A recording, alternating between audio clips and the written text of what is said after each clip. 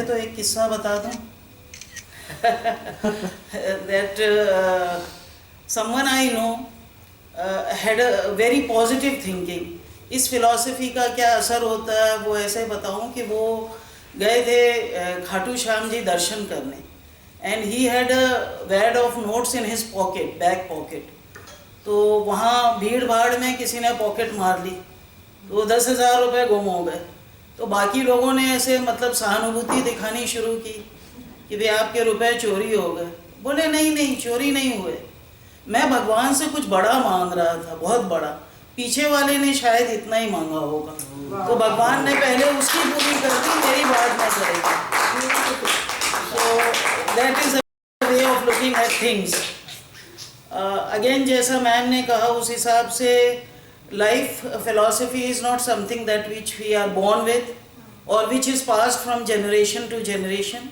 This is something that we develop over time, we learn over time, and it keeps changing with time. During adolescence I was quite idealistic and I had accepted a lot of lofty ideas as my life philosophy. Honesty, morality, feminism, women empowerment और gratitude, kindness, बहुत सारी चीज़ें मैं develop करना चाहती थी अपने आप में. But I realized that as life goes on, you know, these things need to be compromised and diluted to fit in society. मैं बिजनेस वूमन हूँ, कभी कभी झूठ भी बोलना पड़ता था, तो फिर ऑनेस्टी थोड़ी सी कम हुई. अभी भी कोशिश करती हूँ कि झूठ ना बोलूँ, लेकिन in business you do have to. So that was but some philosophies are there for life, you know, वो बदलने की ज़रूरत नहीं पड़ती है. Kindness has been one such philosophy which I have been following for a long time. इसके लिए एक मार्क ट्वेन का quote है which I would like to share with you, that kindness is a language which the deaf can hear and the blind can see. So I had seen this innate quality in my mother. She was a very kind woman and do a lot for people who were not so well placed in life, in her way in those times. I try to do the same. I may not be able to do much because of whatever little I have.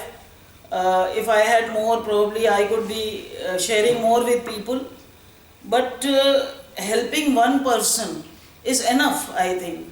It may not change the world, but it can change the world for that one person. So this is what I follow. एक और philosophy है जिस पे पहले ध्यान नहीं गया था. When we were kids तो हम पेरेंट्स के साथ करीब हर साल ऋषिकेश जाते थे. तो वहाँ के वातावरण में हम बच्चों के लिए कुछ करने को नहीं था, because playing cards and things was not allowed there. तो हम घूमते थे, वहाँ कोट्स लिखे हुए थे हर उस पे गेट पे, है ना. So we would roam around and try to read the quotes और उनका मतलब समझने की कोशिश करते थे.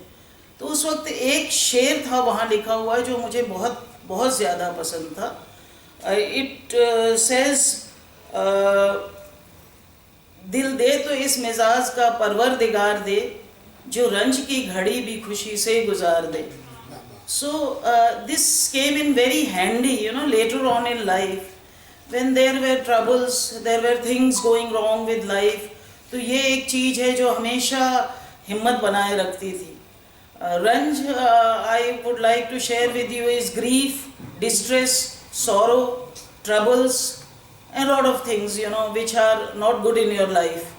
But इस एक शायरी ने हमेशा बहुत हिम्मत दी है, and I have been able to face a lot of in fact ma'am के गीता वाली बात पे भी एक बात कहना चाहूँगी जो मुझे याद आ गई. भगवान कृष्ण जब ये कहते हैं कि कर्म करो और फल की इच्छा मत करो, मेरी भी समझ में नहीं आता था.